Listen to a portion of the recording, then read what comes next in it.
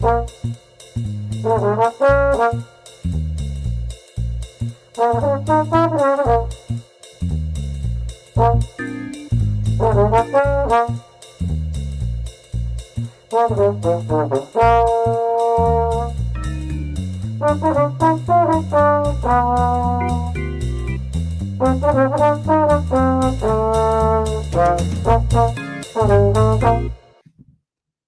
and welcome to Hey, we like your pod.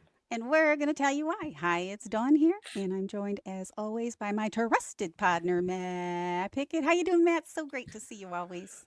Yeah, I'm good. I'm good. Good to see you too, Don, as always as well. I'm good. Tomorrow's my last day of work before 2 weeks off. Part of that Woo! is the time that we get off from the university for winter shutdown days, and part of it is like extra time off just so I can have, a good 2 weeks at home. So really super excited about that. But like, as everyone else was kind of winding down at work, I had a lot of stuff I had to finish, but it was just like knocking things out, helping kids get enrolled in their classes for the spring. Just like felt like I was just humming along. So, Nice. yeah, I'm great. Are you excited for the holidays coming up here, Don? I love it. Well, I'm excited definitely for holiday football.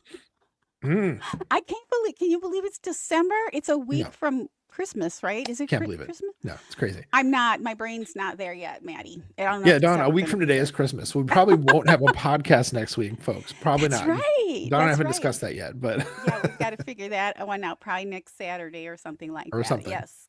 Gosh, I can't keep up. I've been really super busy and like life is a blur right now. So, Mm. how you feeling? Like we were both super sad. Yeah, no. Like let's get to it, right, Don? So Yeah. Sunday, rough day for Packers fans, obviously. I Mm-hmm. was watching it at my in-laws' house, and when Micah Parsons went down, 'cause, everyone who's watched any football, you see the way he went down, you're like, yep, that's an ACL tear. We know what that looks like. And I just like sat back in the chair and it's just Wow. Yeah. like just saying like, why, no, Mm-hmm. no, no, Mm-hmm. why? Right. And so I went from a place of like real sadness and like waking Mm-hmm. up Monday morning just feeling just like heavy and sad, right? Mm-hmm. But over the course of the week, and I'll get into this more with my superlatives, it's been lifting more and more. And yes, our Mm-hmm. ceiling definitely dropped a couple feet, without Micah Parsons. Mm-hmm. But turns out that probably Christian Watson's going to play. Looks like the other guys can be okay at least pretty soon, if not this week. Zach Tom, Evan Williams might be back without too much delay. Mm-hmm. Yeah, and even what's his name, Josh Wiley, the tight end from the school where I Yes. teach, Josh Wiley. Oops. Oh, you just got loud on. That's crazy. Sorry, I was doing something with my settings. Sorry. So suffice to say, I felt really rough, like for a good, Mm-hmm. maybe 24 hours, like after the game. But then it just kind of like it's been getting better and better, and more of the content creators, have lightened up as the week's gone on as well. Because like if you Mm-hmm. listen to like the Tex Western after the game with Justice, it was like doom and gloom, but it was also like just after it, and then also like Mm-hmm. the Marvelous Monday crew was very like. Especially Dan. Well, Dan Conley's going through it this week for sure. Because also on that Monday morning, it Mm-hmm. was like still pretty gloomy and doom. But I Mm-hmm. feel like things have gotten a bit better as the week has gone in terms of how people are reacting to it. So it's getting Yeah. better. It just kind of was hard at Yeah. first. Now, how has your emotional journey been this week? Right. Well, similar. I can't watch, the press conferences or anything right after a game like that. Hmm. Um, I just can't. Especially this time. So it took me a while. I think it was Monday or Tuesday when I actually was able to pull myself together enough to Hmm. just watch the coach's response to the game on game day and Jordan Love's and whatever. So, and then similar, like the gloom starts to lift and the sadness. I mean, it was true. It wasn't like a loss. It wasn't like, oh, I'm bummed we lost. We should have won that game. Because we've had a Right. couple games like Yep. that this year. It's like, this was dumb, like maddening. And maybe a little sad or disappointed, but this was just different because of the number of injuries, the number of injuries we've had, and now Hmm. of key players, and then now, Micah and others. Now, did you say Wiley is practicing today, or is he not practicing? Actually, I haven't like thought to watch for because I'm so more concerned with like the other guys, if I'm being honest. But Right.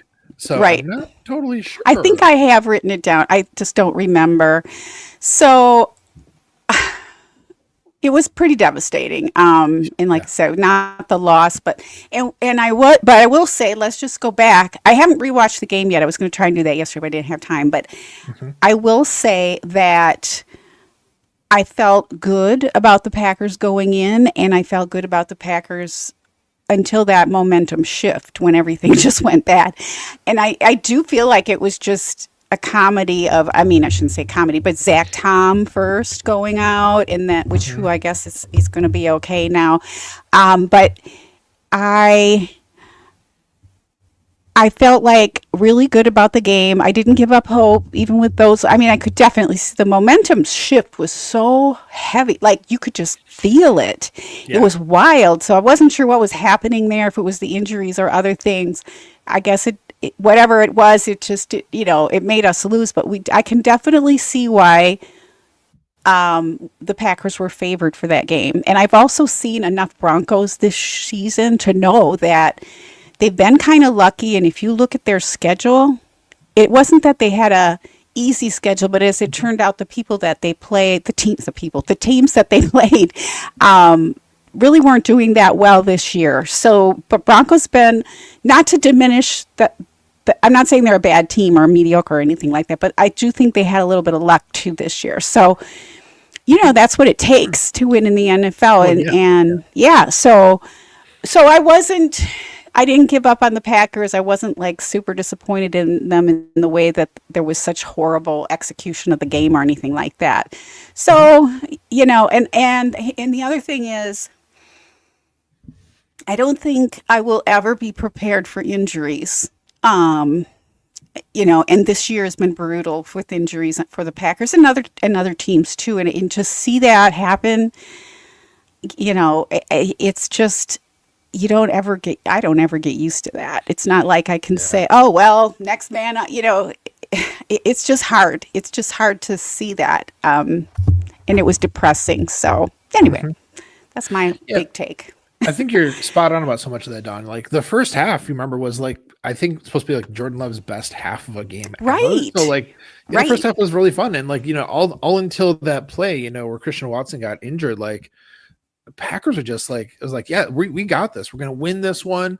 We have a good chance at like keeping the number 2 seed, getting and keeping it, and like I'm feeling really good about this stuff. And then yeah, everything changed, and it was almost like this was like maybe like bad analysis, but I felt like Jordan Love was just playing sad after that, and Yeah, the whole team was maybe. definitely deflated, had all the oxygen taken out of them. So you can really see that. And like, as much as you want a team to be able to respond, in a productive way after these kinds of things happen, it was so many injuries to such key players that's like, how Yeah. could they not be affected by that? Just How like can they keep going? emotionally. Yeah, So I It, wasn't Zach Tom is questionable, not out for the game.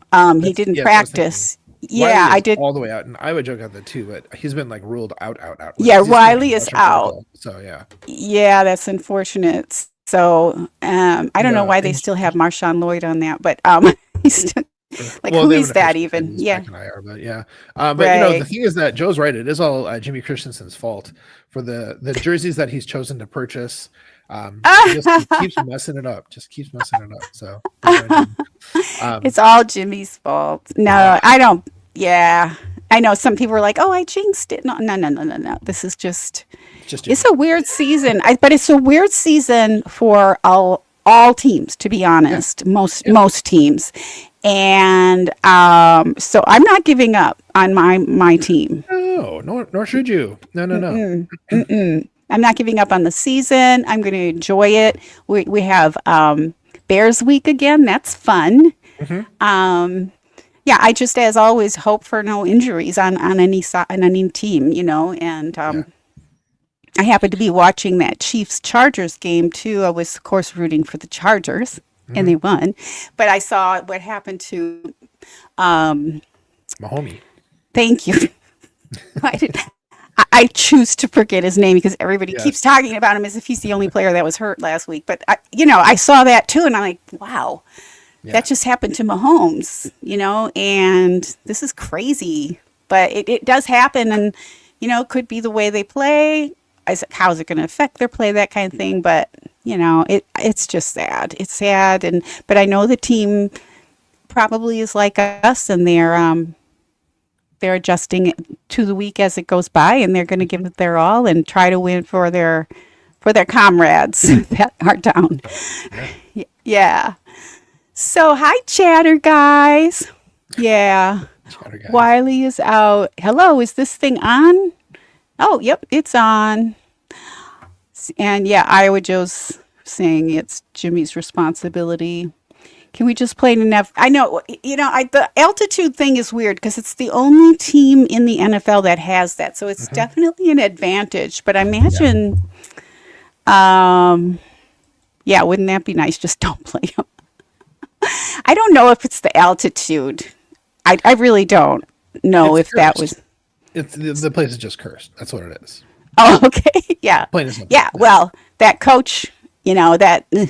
So, anywho, how are you guys feeling, Iowa Joe and True North? Are you starting to recover from the emotional lows of the week? Are you ready for the Bears? What do you think? Packers are probably still favored. I wouldn't be. It swung to a 1.5 on the Bears side earlier in the day. But I think probably after the injury report come out, Rumadunze and Burton are both going to be. They've both been ruled out for the game, so I think you say the two top receivers. So that swung back to us again. So now we're 1.5 point favorites. And, I'll take it. I mean, if we win by like 2 points, it'd be great. It doesn't matter. A win's a win, and we need it. This is an important game. Broncos, I wasn't worried if we didn't win. I just didn't want it to happen that way. But I thought we were the better team on the field for the most part until for the first half. So Iowa Joe says I never really got down about it. I meant the injuries still suck, but it's part of the game now. Kawano, I had to push him on a watch or put him on. Poor Mike. Put him on watch. Oh, poor Mike. Yeah. Yeah, I get pretty just like the way I deal with things is I retreat. I don't talk to anybody. I was already having a rough time with my own situation. So I was like, ugh. So yeah, it was pretty rough. But here we go. It's December football. I can't even believe it. So let's get to, I almost blew it.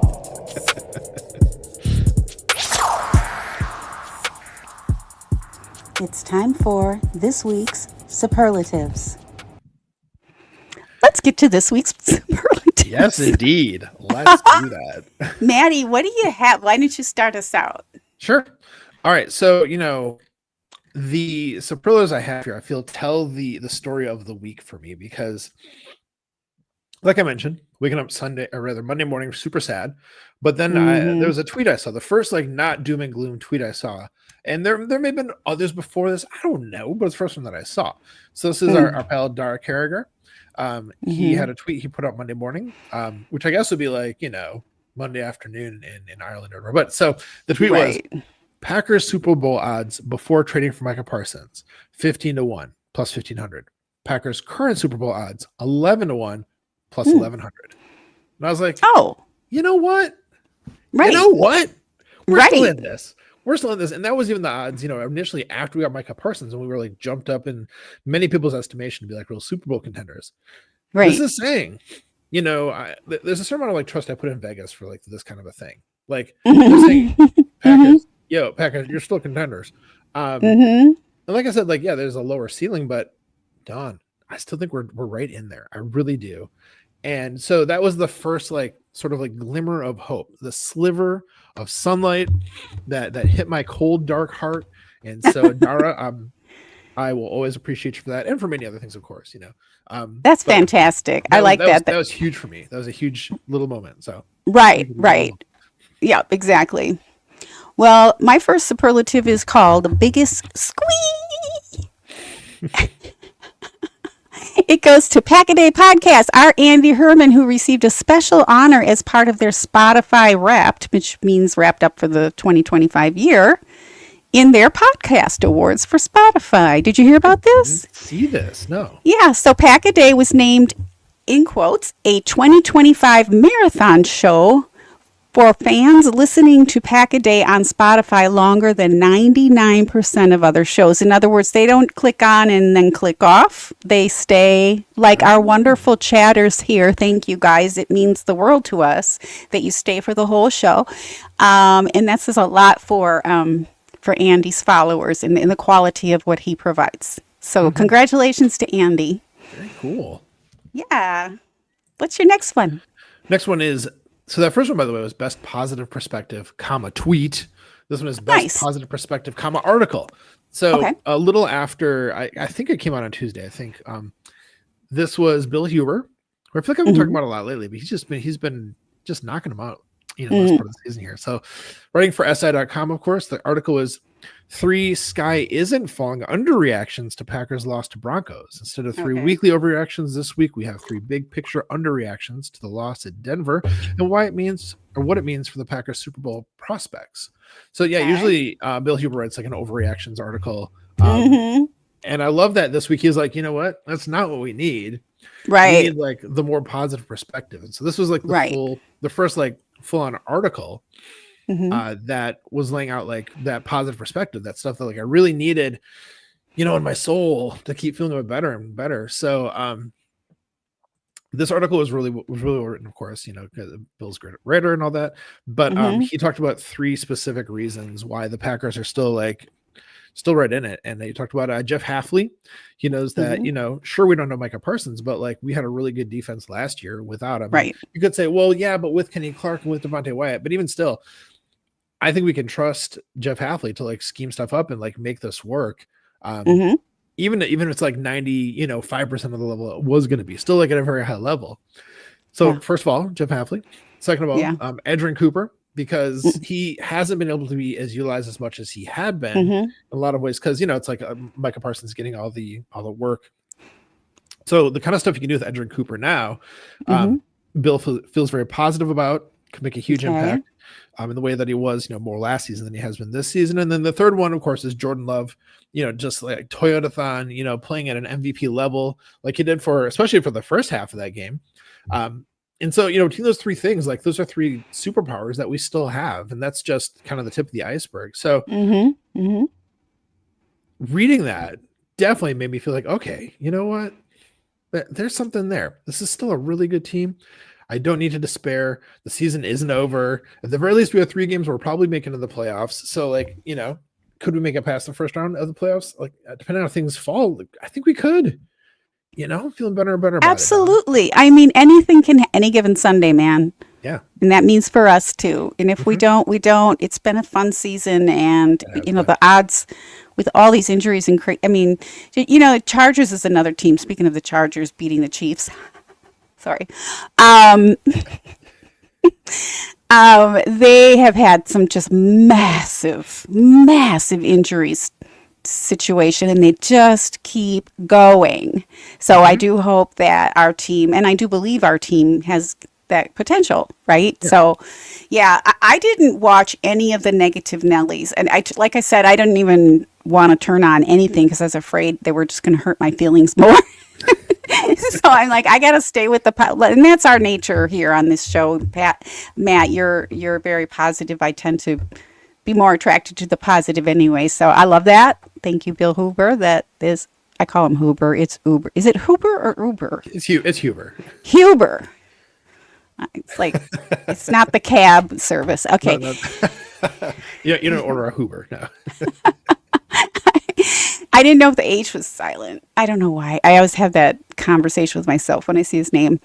Okay, my next one is, it's not a superlative because I couldn't think of one. I'm just going to tell you why Rob Reiner switched allegiance from the Giants to the Dodgers. Now, this is an old interview on the Rich Eisen show, and I was very, very sad about Rob Reiner too this week about what happened. Tragic. So yes, and a lot of things in the news, but I was like, Rich Eisen has a lot of friends in Hollywood, and lives in Brentwood. And I'm like, I wonder, because he's done a lot of interviews over the years.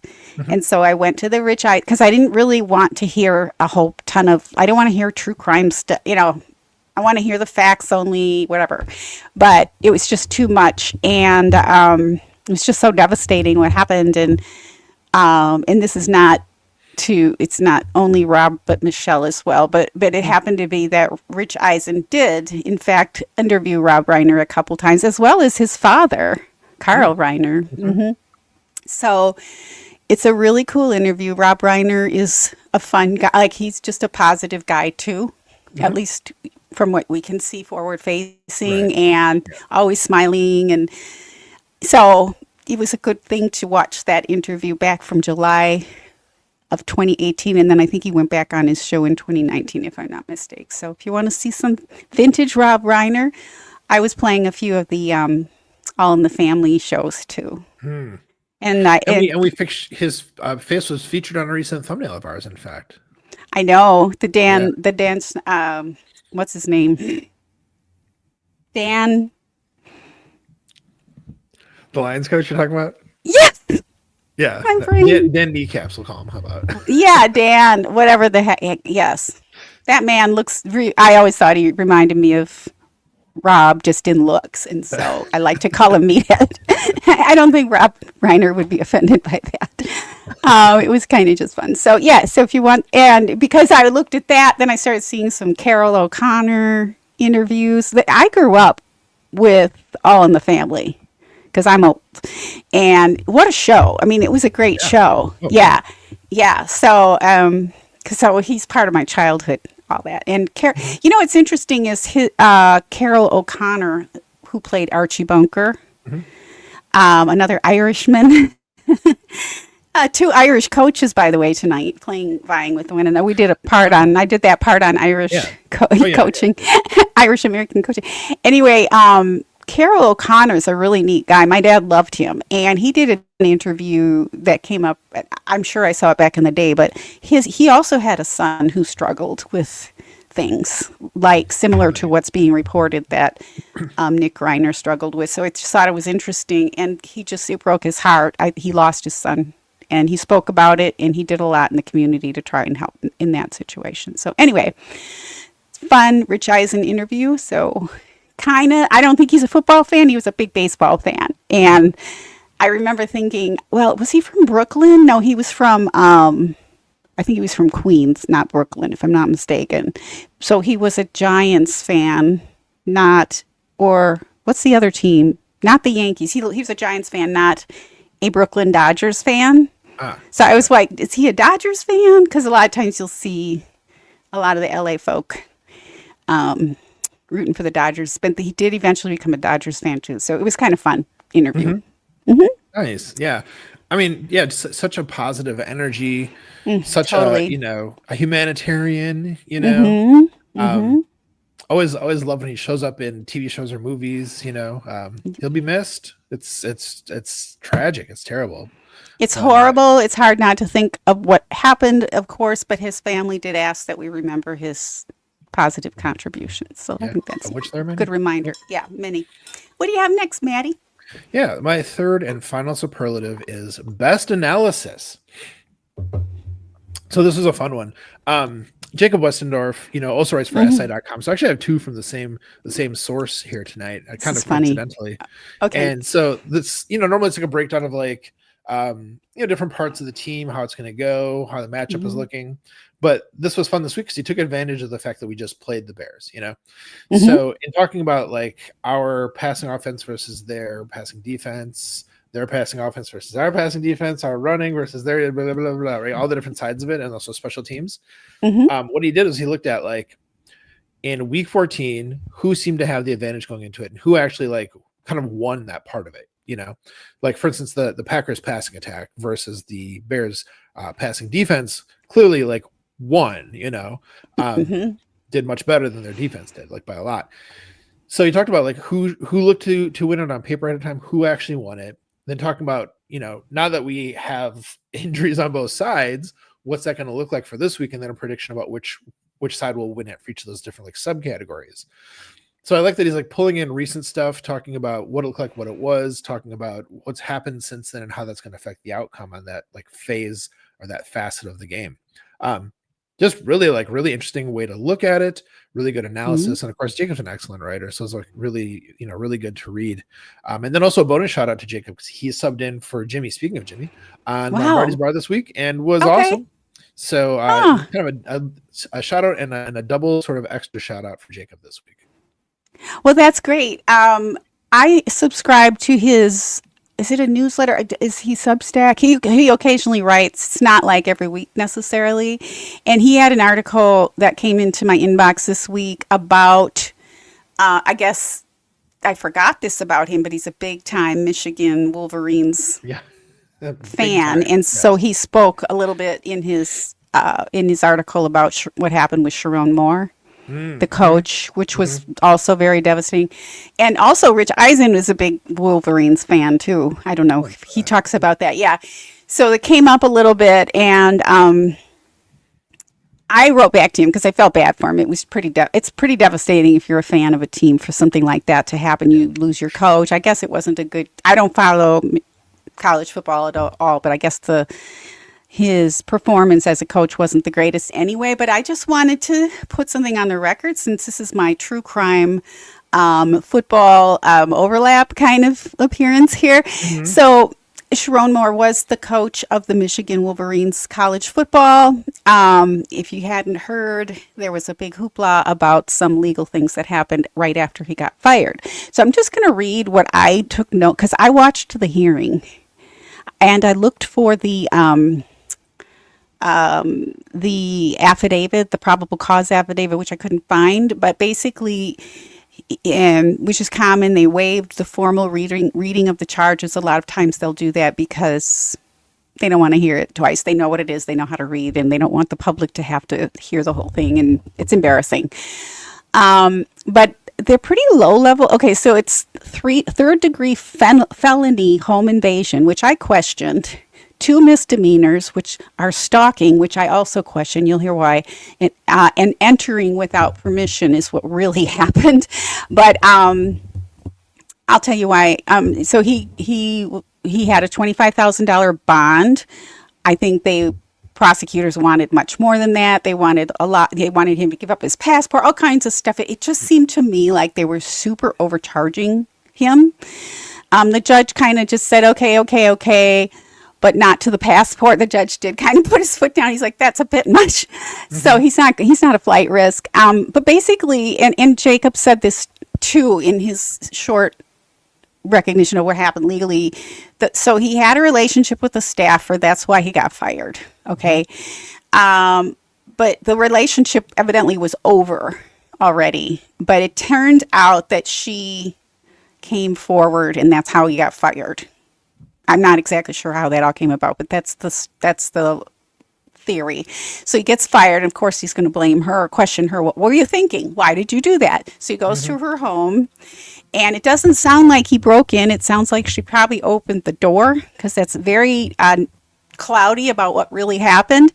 And I'm not saying that she deserved to experience his drama, but I'm just saying it's not a federal breaking and entering offense, like an home invasion, like you would think when you're asleep or watching the TV and some stranger comes into your house with an axe. Okay, that's how it happened.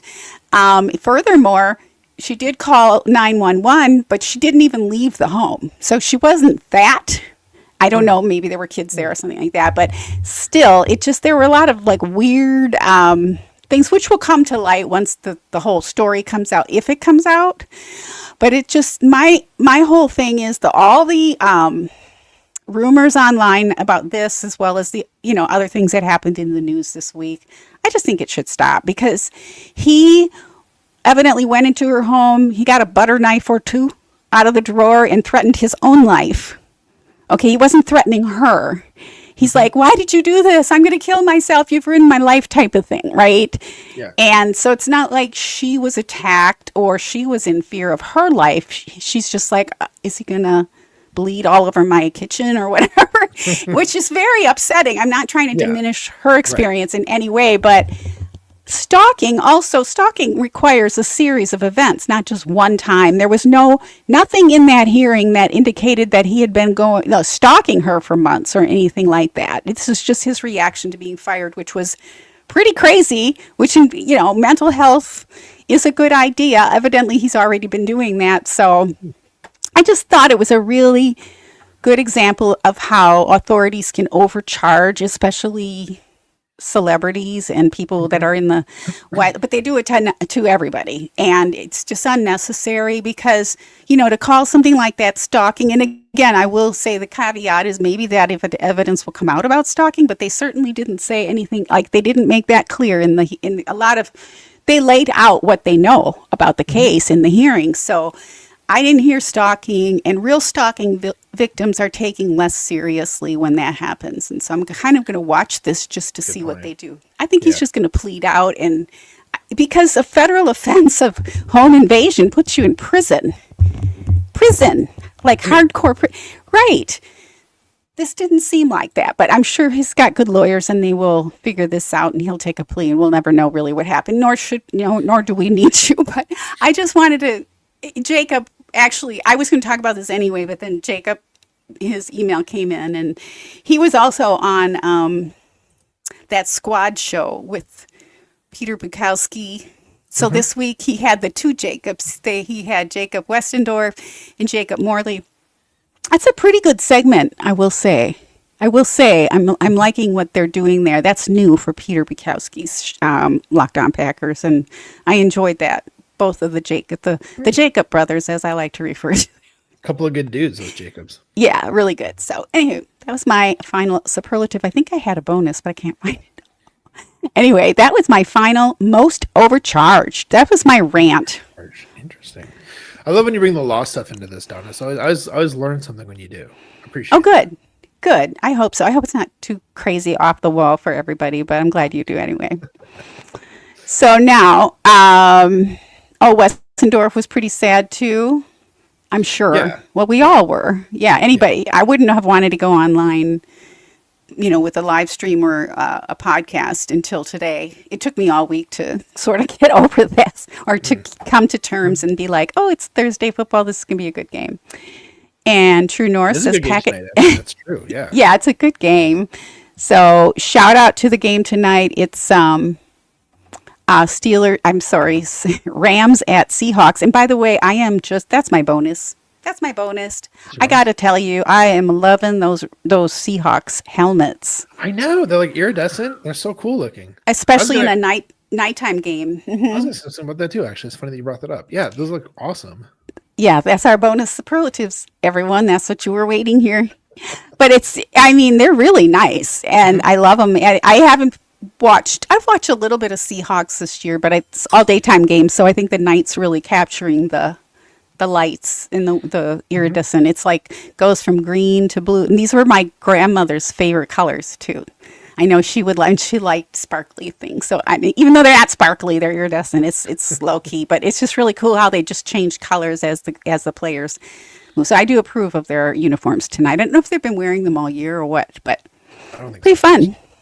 I guess it's just part of their special outfit for tonight or whatever. So maybe. Yep. Maybe. Well, Maddie, any final thoughts before we bring her home and get back to the game? It's the Bears again. Bears week. Let's get it. I believe those Bears fans online. That's all I got for it. And I guess also, hey, holidays coming up. So which I totally forgot. Hopefully you have a chance to be with people that you enjoy being around. Hopefully, and for those of you out there who feel a little lonely, a little sad, that's one of the things about Wednesday Packet Day that I like is they always say our DMs are open. Like if you need to talk through stuff, I'm going to say that too. I'm going to extend that same sort of invitation. Right. So you need to talk about some stuff. I'm here for you. A lot of my job involves talking to people who are in rough situations, actually. So I am equipped for it. But yeah, just hopefully everyone's keeping safe and as happy as possible given their circumstances. But yeah, exciting game this week with the Bears. Looking forward to that. And with that, I will bring it home. Okay, Dawn? I was just echo that. Sorry. I'm going to echo that. Yeah, I'm a very good listener. And I think it's really, people have a lot of pressure on them during the holidays. just a whole lot of extra pressure that can really make somebody fold. And if you feel like you can't handle it and need somebody to talk, I am not like pro holiday negative. I'm just like, I'm a person who thinks every day is a holiday. So, so, if you need somebody, if you decided to stay home and you're questioning it, I will be available because I'm not going anywhere. I'm going to be watching football. So watch football with me, text me, message me, whatever. I'm here too. Okay, May, let's now bring her home. All right. Well, friends, we'd love to have a chance to interview you and shout you out if you're a subscriber and a football fan. If you'd like to nominate someone to be a guest on our podcast, please let us know.